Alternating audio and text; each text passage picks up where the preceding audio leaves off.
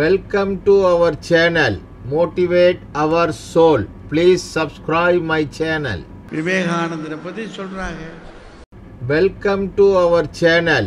Motivate our soul. Please subscribe my channel. எங்கெங்கய்யா என்னென்னையா செய்திகள், ரொம்ப சிரமம். பாவனி ரொம்ப கஷ்டம். கடைசியாக பேசுகிற ஆளுகளுக்கு ரொம்ப கஷ்டம். வாங்க பாரதி பாஸ்கர் வாங்க.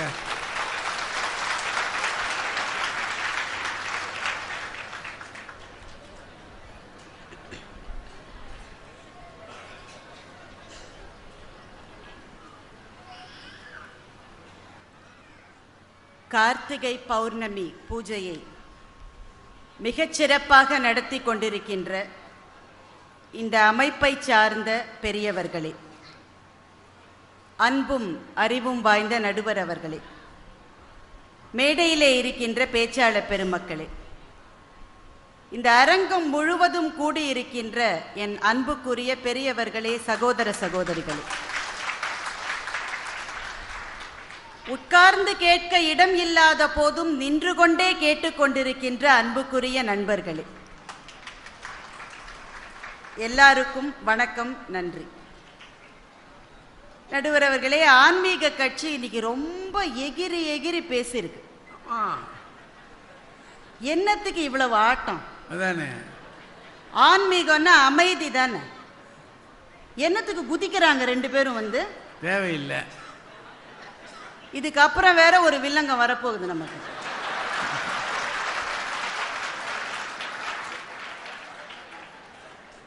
இப்பவே நமக்கு கண்ணை கட்டுது.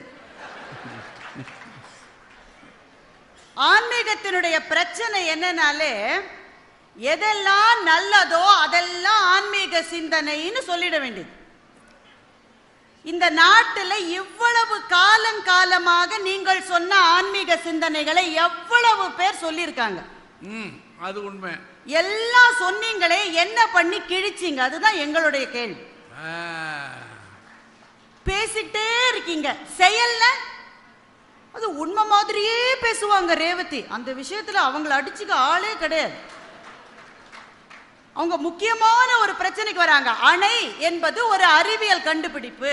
அதனாலதான் கர்நாடகாவில் நமக்கு தண்ணி கொடுக்காம மேல மேல அணைய கட்டுறாங்க சொன்னாங்களா இல்லையா? ஏம்மா, அங்கதான் மேல மேல அணைய கட்ட திட்டம் போடுறாங்களே. கர்நாடகாவில் இருக்கிற ஆன்மீகவாதிகள்லாம் சேர்ந்து இப்படி செய்யக்கூடாது, தமிழ்நாட்டுக்கும் தண்ணி கிடைக்கணும்னு ஏமா சொல்ல மாட்டேன்றாங்க? அவங்களுக்கும் போலீஸ் கேஸ பாக்குறதுக்கே நேரம் சரியா இருக்கு. நடுவர் அவர்களே, ஆன்மீகவாதிகள் சிந்தனையை விதைத்தார்கள் அப்படின்னு ரேவதியே சொன்னாங்க, தாக்குவும் சொன்னாங்க. சிந்தனை சிந்தனையாகத்தான் இருக்கிறதே தவிர செயலாக மலரவில்லை. அப்படி மலருவதற்கு அறிவியல் தான் துணை புரிந்திருக்கிறதுன்னு தான் நாங்க 3 பேர் இங்க சொல்லிட்டு இருக்கோம். அல்ல, அவங்க பேசினதாவது பரவாயில்ல, அணித்தலைவர் இருக்காரு, அடேங்கப்பா. அவர் தாக்கு பேசினதுல எனக்கு மனசுக்கு ஒரு விஷயம் தான் ரொம்ப வருத்தமா இருந்தது. அவர் சொல்றாரு, ஃப்ரிட்ஜை கண்டுபிடிச்சவரை இவர் தேடிட்டு இருக்காராம். ஏன்னா அவரை இவர் சுட போறாராம். ஆன்மீகம் பேசுகிறது.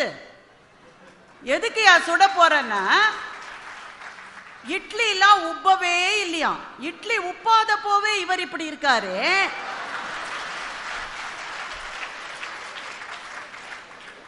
அது வேற உப்பிச்சுன்னா என்னென்ன நடக்கும் யோசிச்சு பாருங்க. அவர் மப்பு கூடி போகும். இவர் பையன் மதுரையில இருக்கான். அந்த தைரியத்துல இங்க சொல்றாரு, என்னுடைய பையன் இலவசமா தான் மருத்துவம் பண்ணுவான்னு. மதுரைக்கு போய் சொன்னார்னா பையனும் வீட்டம்மாவும் சேர்ந்து இவரை முதியோர் இல்லத்துல சேர்த்துருவாங்க. இவரை இலவசமா வீட்டை விட்டு கூட்டிட்டு வெளியே அனுப்பிடுவாங்க. அவங்க 2 லட்சம் ரூபாய் கொடுத்து சீட்டு வாங்கியிருக்காங்க, இலவசமா பல்ல பிடுங்குவான்னு இவர் இங்க இருந்து ஸ்டேட்மெண்ட் விடுறாரு. எப்பவுமே உண்மையை பேசுங்கய்யா. அவர் தாக்கு சொல்றாரு, அறிவியல் இருப்பவன் இல்லாதவன் என்று பிரித்தது அறிவியல்னு சொன்னார். சொன்னாரா இல்லையா? சொன்னாரு. ஆன்மீகம் பிரிக்கலையா? வெங்கடாஜலபதி கோயில்ல போய் நின்னா விஐபி கியூல நிக்கிறவங்களுக்கு முதல் தரிசனம். தர்ம தரிசனத்துல நிக்கிறவன் காத்துக்கிட்டே இருக்கணும். எனக்கு என்ன கவலைன்னா, ஒரு நாள் கீழேந்து பத்மாவதி தாயார் வந்து தர்ம தரிசன கியூல நின்னாக்க அவங்க கூட ஜருகண்டின்னு கையை பிடிச்சு தள்ளிடுவாங்க. ஆமா. அப்போ கோவில்களிலே கூட காசு இருக்கிறவனுக்கு ஒரு ட்ரீட்மெண்ட், காசு இல்லாதவனுக்கு இன்னொரு ட்ரீட்மெண்ட்னு உங்க ஆன்மீகம் பிரிச்சுதா இல்லையா? நாங்க சொல்ல வந்தா எங்களை பார்த்தா அவங்களுக்கு அவ்வளவு வருத்தமா இருக்கு. அப்பூதி அடிகளினுடைய மகன் இறந்த போது பதிகம் பாடி இறந்தவனை கூட உயிர் பிழைக்க வைத்தது ஆன்மீகம்னு ஐயா சொன்னாரு. உண்மை. ஆனா இன்னைக்கு ஒருத்தனை பாம்பு கடிச்சா யாருமே பதிகம் பாடுறது இல்லையே. என்ன காரணம்? வாக்கு பலிக்கிற ஆன்மீகவாதிகளினுடைய எண்ணிக்கை குறைந்து கொண்டே வருகிறது.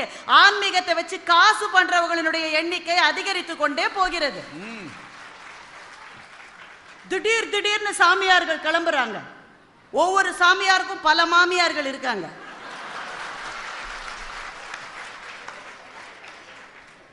ஐயா, ஆதிசங்கரனுடைய வாழ்க்கையில ஒரு விஷயம் நடந்தது. ஆதிசங்கரர் நீராடி விட்டு வருகிற போது ஜாதி அடிக்கில் மிக தாழ்வாக இருக்கிற ஒருவன் 4 நாய்களை பிடித்து கொண்டு நடுவிலே வந்தான். தள்ளிப்போ பற்றாதான்னு எல்லாரும் விலக சொன்னாங்க. அவன் கேட்டான், எதை விலக சொல்லுகிறீர்கள்? என்னுடைய உடலை விலக சொல்லுகிறீர்களா, என்னுடைய ஆன்மாவை விலக சொல்லுகிறீர்களான்னு அவன் கேட்டான். இந்த கதை நடந்து எத்தனை 100 வருஷங்கள் ஆகிறது.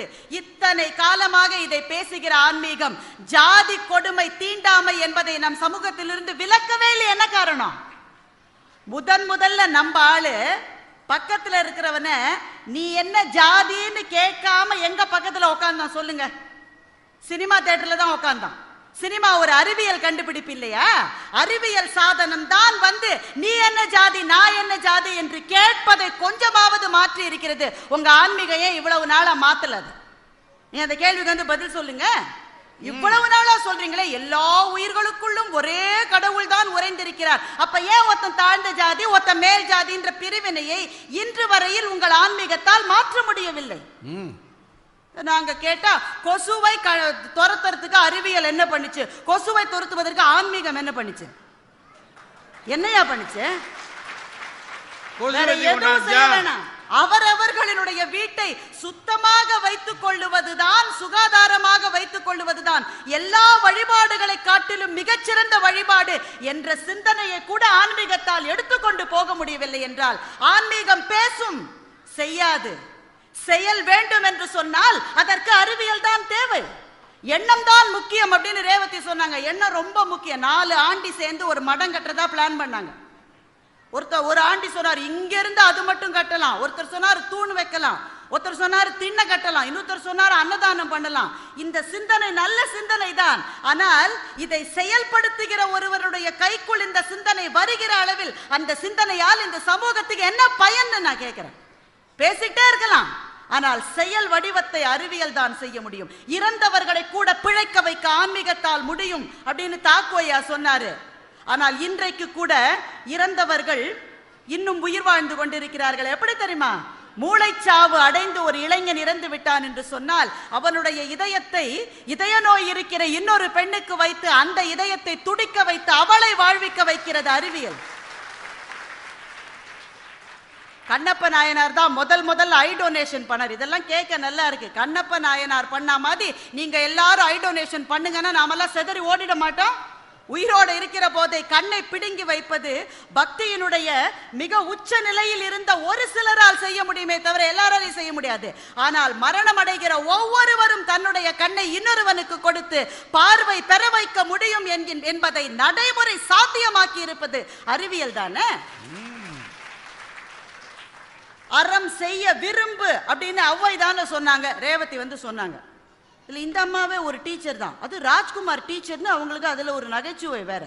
கொடுமைமா அது. இவங்க கிளாஸ்ல இருந்து இருக்க முடியாம செதறி பிள்ளைகள்லாம் ஓடுறத நான் கண்ணால பார்த்தேன்.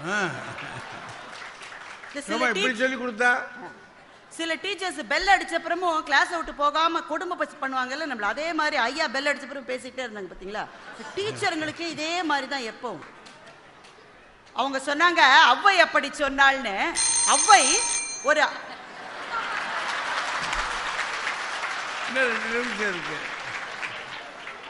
ஐயா நீங்க அந்த அணியிலே நீங்களும் இணைந்து விட்டீர்களோ என்று எனக்கு நடுக்கமாக இருக்கிறது ஐயா. இந்த கருத்தை மாத்திரம் முடித்து விட்டு போற அவ்வை ஒரு தமிழ் கவிதைகளை எழுதிய கவிதாயினி மாத்திரம் அல்ல, அவள் குண்டலினி யோகியை செய்த ஒரு யோகி. அவளுடைய பெயர் இன்றைக்கு எத்தனை பேருக்கு தெரியும்? தமிழ்நாட்டில் தெரிந்திருக்கலாம். தமிழ்நாட்டை தாண்டி அவ்வையை யார் கொண்டு போனது? அமெரிக்காவிலே இருக்கிற மிக உயர்ந்த ஆராய்ச்சி கேந்திரமான நாசா, அந்த இடத்திலே ஔவையாரினுடைய ஒரு பாடல் வரியை அங்கே பொறித்து வைத்திருக்கிறார்கள். கற்றது கைமண் அளவு, கல்லாதது உலகளவு என்று உற்ற கலைமடந்தை ஓதுகிறாள் என்று ஔவை சொன்னாலே, what we have learned is just as small as the sand in one sand. What is yet to learn is as big as the world என்று அதை மொழிபெயர்த்து நாசாவிலே அதை பொறித்திருக்கிறார்கள். என்றால் என்ன காரணம்? நம்ம ஊர் பையன் அங்க போய் விஞ்ஞானியாக வேலை செய்கிறானே, அவன்தான் ஔவையினுடைய புகழை கூட பரப்புவதற்கு அறிவியலினுடைய துணையால் அதை செய்திருக்கின்றான். எத்தனை யோகிகள், எத்தனை ஆன்மீகவாதிகள், எத்தனை புத்தகங்கள் எழுதுகிறார்கள், எத்தனை நல்ல விஷயங்களை சொல்லுகிறார்கள். அது நாளைய சமூகத்துக்கு போய் சேர வேண்டும் என்று சொன்னால் அது புத்தகமாக வர வேண்டும், இணையத்திலே ஏற வேண்டும். இதுவையெல்லாம் அறிவியல் சாதனங்கள். ஆன்மீகம் சிந்தனை அளவிலே நல்ல விஷயங்களை சொல்லுவதற்கு முயற்சி செய்து கொண்டே இருக்கிறது. ஆனால் 2000 வருஷங்களாக தோல்வி அடைந்து கொண்டிருக்கிறது. அந்த ஆன்மீகத்தினுடைய சிந்தனைகளை செயல் வடிவமாக செய்ய அறிவியல் ஒன்றினால் தான் முடியும் என்ற காரணத்தால் நல்ல தீர்ப்பு வழங்கும்படி கேட்டு விடைபெறுகிறேன். நன்றி, வணக்கம்.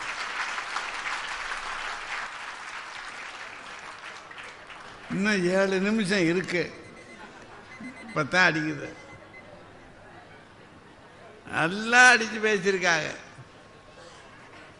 சும்மா ஆப்ரேஷன் பண்ணிட்டு கண்ணப்பன் செஞ்ச மாதிரி செய்யாதீங்கம்மா, கண்ணுகள்லாம் போயிடும். இன்னைக்கும் உயிரோடு இருக்கிறா மனுஷன்னு அவங்க சொல்கிறாங்க பாருங்க. வில்லங்கம் அவங்க ராஜா.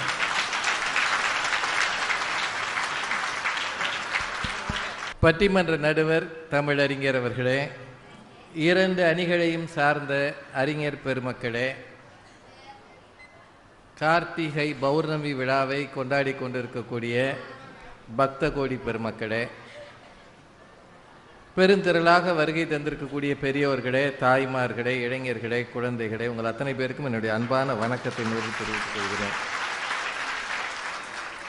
அந்த அணியிலே 3 பேரும் ரொம்பவே மோசமாக, கோபமாக, ஆவேசமாக எங்களை எல்லாம் திட்டி கூட பேசினாங்க. அதில் இந்த நடுவில் இருக்கிறார் பாருங்க, தொண்டை தான் சரியில்லையே, கொஞ்சம் அமைதியாக பேசக்கூடாது.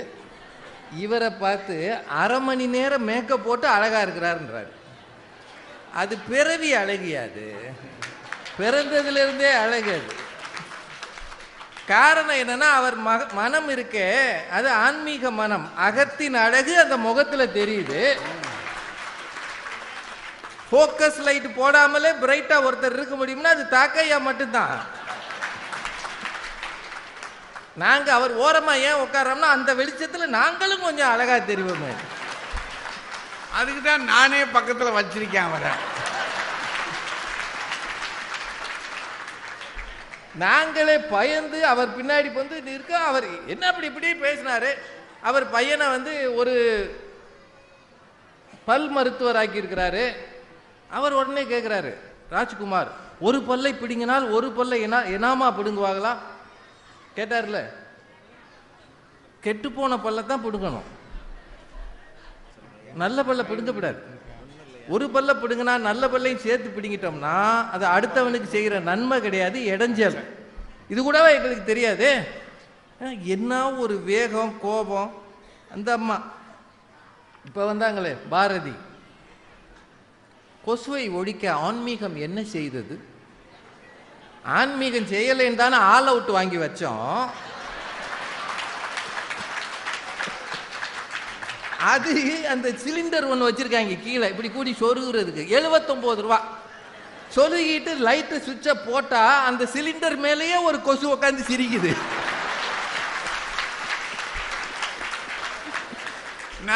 நலம் பேசுது, நலம் தானா? 79 ரூபா கொடுத்து ஒரு சிலிண்டர் வாங்கி சொருகி இருக்கான் ஒருத்தன்.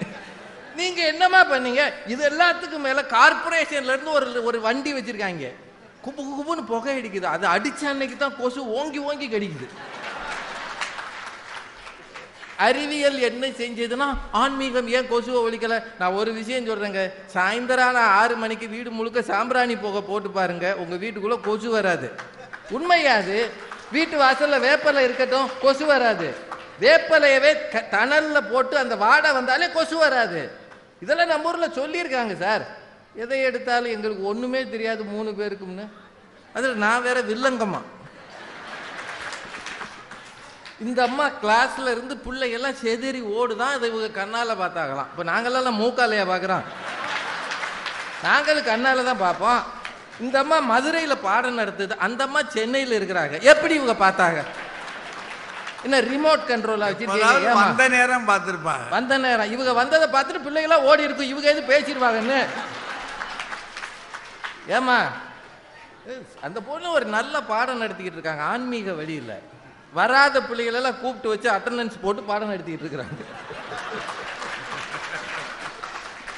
வெங்கடாச்சலபதி கோவில்ல இந்த தரிசனம் அந்த தரிசனம், அது வெங்கடாச்சலபதியில் மட்டும் இல்லை, எல்லா கோவில்லையும் இருக்கு. இதுக்கு வெங்கடாச்சலபதி காரணமா, அங்க இருக்கிற அட்மினிஸ்ட்ரேஷன் காரணமா? நல்லா சொல்லுங்க. நிர்வாகம் காரணம். இப்போ இங்கேயுமே ஏகப்பட்ட இடத்துல ஆள் இருக்காங்க. நாங்க வர்ற வழியெல்லாம் ஆட்களை பார்த்தோம். இதுவே வேறு ஏதாவது ஒரு கூட்டமாக இருந்தால் இந்நேரம் என்ன இருந்திருக்கும்? நெரிசல் இருந்திருக்கும், பக்கத்தில் இருக்கிறவங்களோட சண்டை இருந்திருக்கும், பிரச்சனை இருந்திருக்கும். ஆனா இவ்வளவு பேர் இவ்வளவு கூடியிருக்கீங்களே, எவ்வளவு அமைதியா இருக்கீங்க.